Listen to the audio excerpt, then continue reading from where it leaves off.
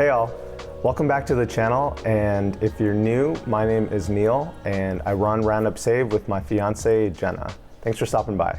In today's video, I want to talk a little bit about my experiences with working at a startup and the stock options that I got during that time, and ultimately what happened when the startup that I was working for got acquired by Amazon. As it's called, the Great Resignation has caused a lot of people, and is still causing a lot of people, to change their careers, jump into new fields, change companies, and you might find this video helpful if you find yourself in that boat, or if you're just generally interested about the wonderful world of startups. So without further ado, let's jump in. Oh yeah, and if you're wondering why I sound like Elizabeth Holmes, this isn't my normal voice. It's because I've had this stubborn cold for over a week now, and it was just getting in the way of filming at this point, so I just said, you know what, screw it, I'm gonna go ahead and let's get this video done. Just for some context, my career and education is in health and tech, and I decided to join a startup named PillPack back in 2017.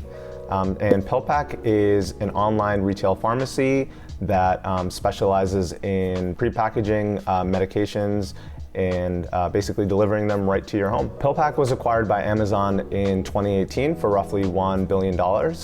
And it was a strategic investment for Amazon as they were looking to get into the pharmacy space. So I continued to work at PillPack all throughout the acquisition, and in late 2020, we launched Amazon Pharmacy. So without going into the specifics, I got a stock option grant as part of my employment offer with PillPack when I was hired in 2017. With the grant, and as usual with getting stock options with a startup, I received 3 important details.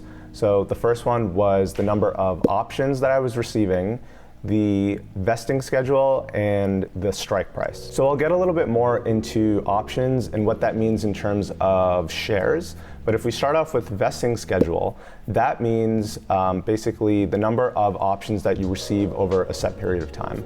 So as part of my offer with PillPack, I received a set number of options over a 4-year time span. So it was a 4-year vesting schedule with a 1-year cliff. This is really the most common type of vesting schedule that startups would offer stock options to their employees as. But the reason that companies do this is so that you don't just get all of your stock options on day one and then peace out. So as part of my 4-year vesting schedule with the 1-year cliff, what that means is I won't receive any of the options for a 1-year period of employment. And at the 1-year mark from my hire date, I then receive 25% of those options. And then I receive the remaining 75% over the next 3 years at basically a preset cadence. So for example, imagine that I received 10,000 shares as part of my stock option grant.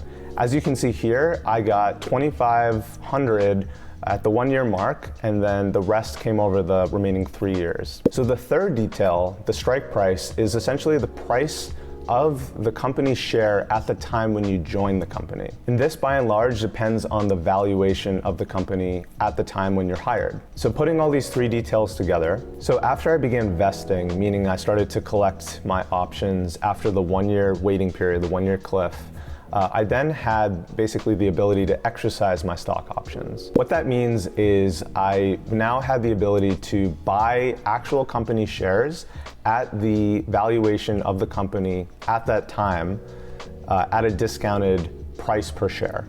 So let me talk a little bit about what I'm referring to here. And I will say there's a lot of details when it comes to actually exercising your stock options. So I'll link down below a really good article that I think addresses a lot of frequently asked questions about this topic. So the idea here is that the valuation of the company has improved, has increased since you started working there and were part of the team to help actually make that happen. And because the valuation has increased, the price per share of the company has also increased. So therefore, you now have the opportunity to buy shares at a discounted price, aka the strike price that you were offered at, which is the company's share price when you were hired. And so the difference between the company's actual share price at the time that you're exercising your stock options and the strike price that you were offered, again, the price per share when you were hired is the money that you would get to keep, subject to taxes. So again, let's put an example to this. So imagine that the company's actual share at this point, after you've been working here for 4 years, is $10, $20, maybe $100. If your strike price was $1 when you were hired, that means that you can buy the company's shares at $1 per share. So just do the math. That translates to the earnings that you can make through this option. Again, subject to taxes. So if I remember correctly, I think the strike price that I was offered when I joined PillPack was around $1. And my thinking was, okay, I'll work here. I'm really into the mission of the company, et cetera, that I will basically have the option to buy the shares of the company at $1. And so that's what I was thinking. Okay, so the summer of 2018 rolls around and PillPack gets acquired by Amazon. That changes everything. So at this point, I had been working at PillPack for over a year. So I was over that 1-year cliff and I had already received 25% of my options. And now because of the acquisition, the options that I had were effectively converted to cash.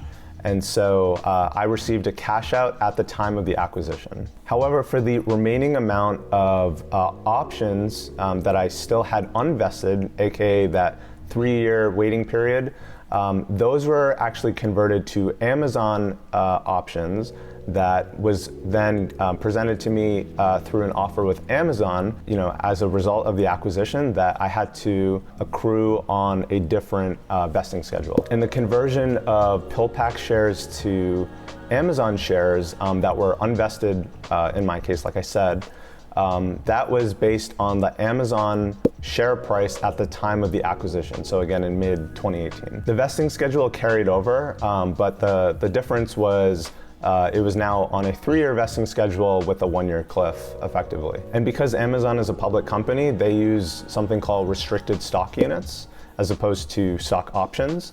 So what that means is I was given Amazon shares on basically a 4 to 6 month cadence after my 1-year cliff of starting with Amazon after the acquisition. So it's definitely not beyond me that I was at the right company at the right time and I had just gone over the 1-year cliff prior to the acquisition. But really for me, I really believed in the mission of PillPack. I was just so excited to be working there.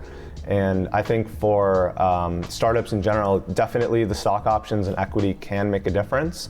But I think to that point, really, it's super important that you have a passion for the company, because in some cases the shares may not really be worth anything. And sometimes startups don't work, and that's okay, and that's the name of the game. Ultimately, for me, it was all about the experience I was having, the things I was learning, and what I was able to do during my time at PillPack. To me, that really makes all the difference in wanting to stay and ultimately achieving that 4-year mark of getting all of your options, your shares, whatever it is. Guys, thanks so much for watching, and I hope you found this video helpful. Really, this is my personal story, and I hope that it's been a kind of fresh perspective to be able to hear it from somebody that's gone through this. And if you're finding yourself in this position soon, if you're looking to get into the startup world, have any questions, just feel free to drop a comment down below.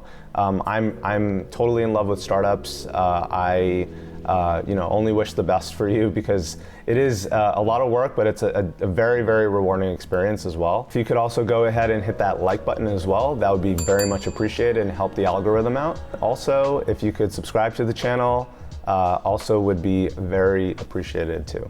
And with that being said, guys, cheers, and I will see you in the next one.